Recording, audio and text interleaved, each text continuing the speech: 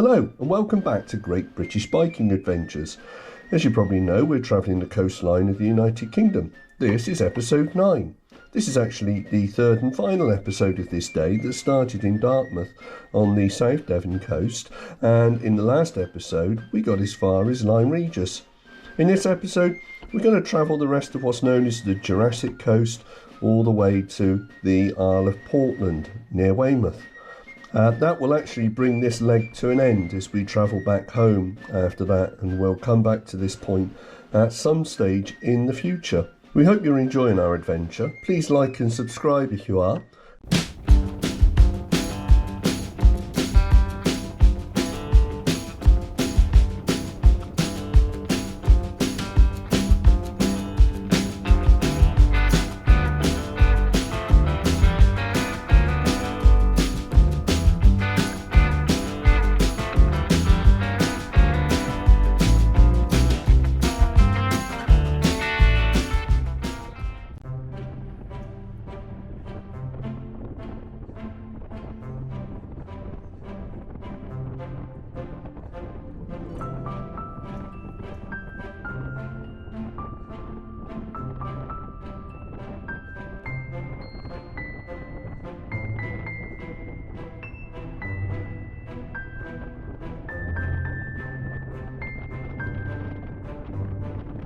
This is West Bay, formerly known as Bridport Harbour. Bridport has a long history of rope and net making and exported throughout the world. The original harbour was in the town, a mile and a half from the beach.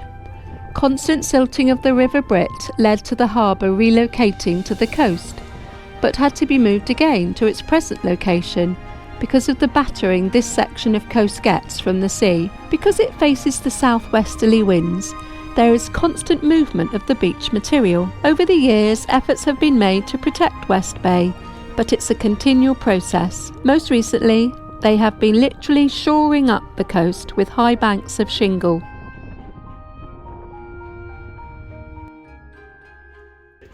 What is now known as the Customs House is a large warehouse originally built in 1771 by the Good family to store flax, hemp, iron and wine. It's often still referred to as Norman Goods Gravel Yard. In 1832, the real Customs House, simply the base for the customs officers, was built nearby, and the Norman Goods Gravel Yard appears to have become a bonded warehouse, storing goods subject to import and export duties, hence now being called the Customs House. Today it's home to 100 individual traders selling unique gifts, antiques, collectibles, homewares, vintage clothing, military surplus and much more. You can spend hours browsing this emporium of memorabilia, trinkets and other detritus and still not see it all. Seriously, it's well worth a visit and has a great cafe as well.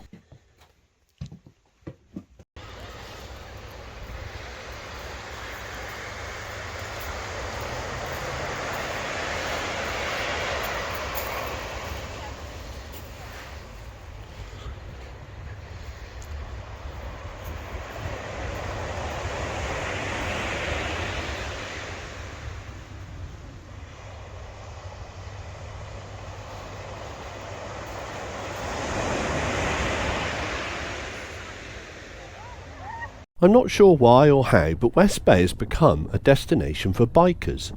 I cannot find any reference to motorcycle events or even a regular bike night. It's so popular that Helmet City, a motorcycle clothing and accessories retailer, has had a store there for over 10 years. It's not something the local guides or council appeared to promote. In June 2020, just as the UK COVID lockdown was lifting, the council raised concerns over the number of bikers gathering in the bay and were, quote, working on it, putting a number of measures in place. This is despite admitting it wasn't busy. Sounds Orwellian to me. I'm sure you'll have your own views. Let me know politely in the comments. If you've seen the previous episodes, you'll know we had great weather for the time of year. You can see for yourself just how fine it is on this lovely March day. I'd like to keep up the illusion that this is consistent and typical British weather, but unfortunately it's not. Enjoy it while you can. If you needed a reason not to follow Google Maps, the B3157 has to be it. You can see for yourself why. Google would have you take the A35 and avoid this great road between West Bay and Weymouth. You just need to be careful of the speed camera vans that some say deliberately target the motorcyclists on their way to West Bay. Pesky conspiracy theorists.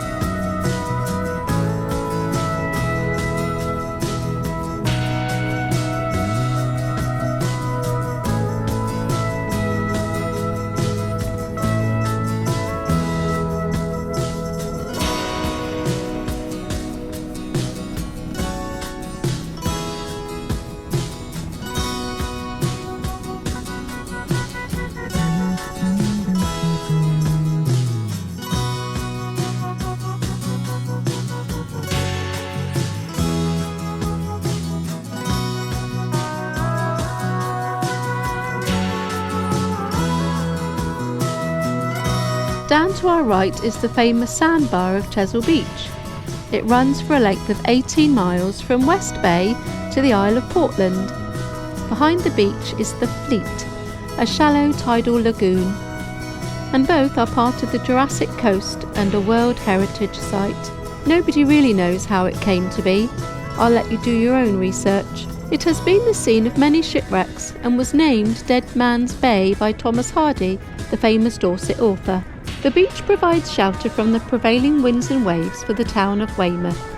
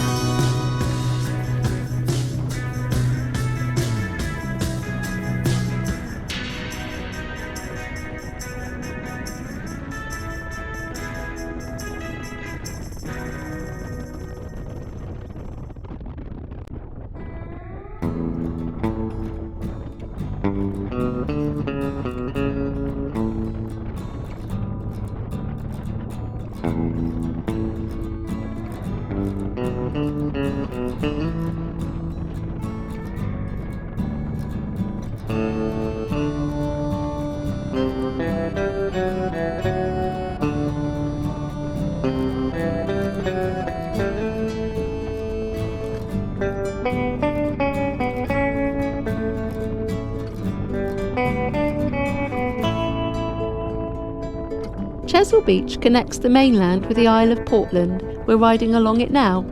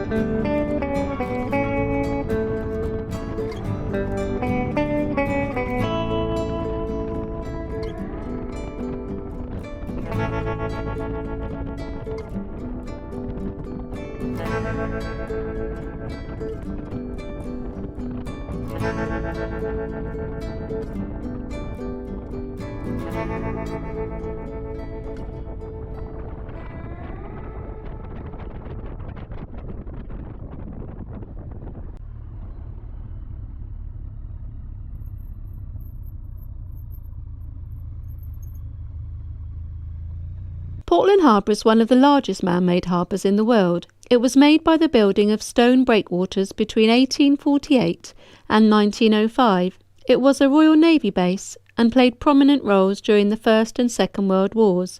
Ships of the Royal Navy and NATO countries moored and exercised in its waters until 1995. The harbour is now a civilian port, popular for water sports, and was used for the 2012 Olympic Games.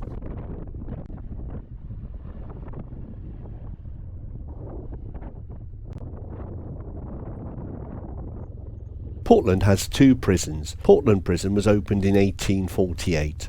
It originally housed adult prisoners used as convict labour for the construction of Portland Harbour. It was a borstal and young offenders institute for many years and operates along similar lines today. The other is HMP The Verne, which is very close to where we are now.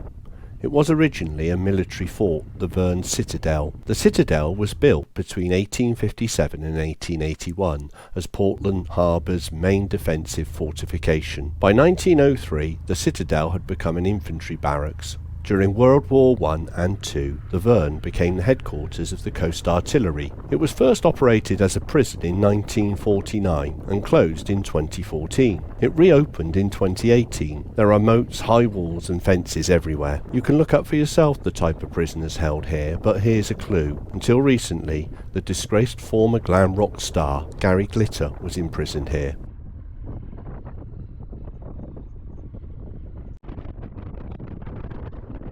Portland stone, a limestone famous for its use in British and world architecture including St Paul's Cathedral, Buckingham Palace, Whitehall and the United Nations headquarters, continues to be quarried here. Sir Christopher Wren, St Paul's architect and Member of Parliament for nearby Weymouth, used 6 million tonnes of white Portland limestone to rebuild destroyed parts of the capital after the Great Fire of London in 1666. After the First World War, a quarry was opened by the Crown Estate to provide stone for the cenotaph in Whitehall and 500,000 gravestones for war cemeteries. After the Second World War, hundreds of thousands of gravestones were hewn from Portland stone. Portland cement has nothing to do with Portland.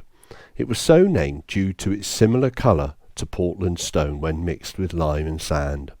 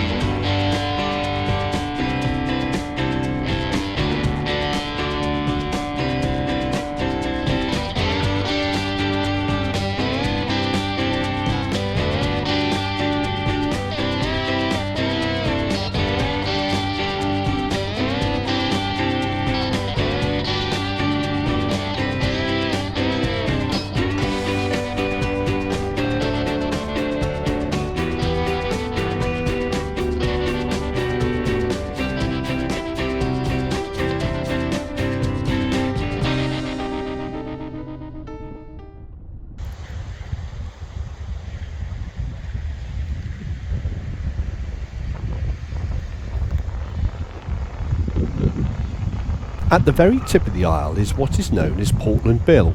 Portland's coast has been notorious for the number of shipwrecked vessels over the centuries. The current lighthouse was built in 1906 and despite modern navigational technology still operates today.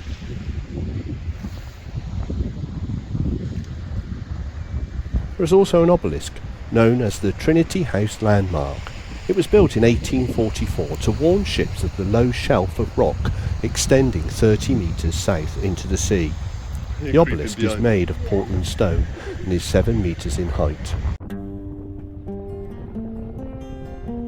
Portland has an austere feel about it. The quarry-scarred landscape, high cliffs to the sea, prisons and lack of vegetation doesn't help, but I can't help feeling there's something else about the place.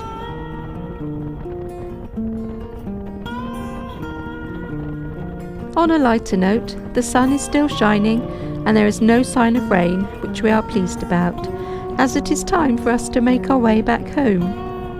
This riding day started at 5 this morning back in Dartmouth, if you remember, and we have journeyed for about 11 hours, but we have split the trip into 3 episodes.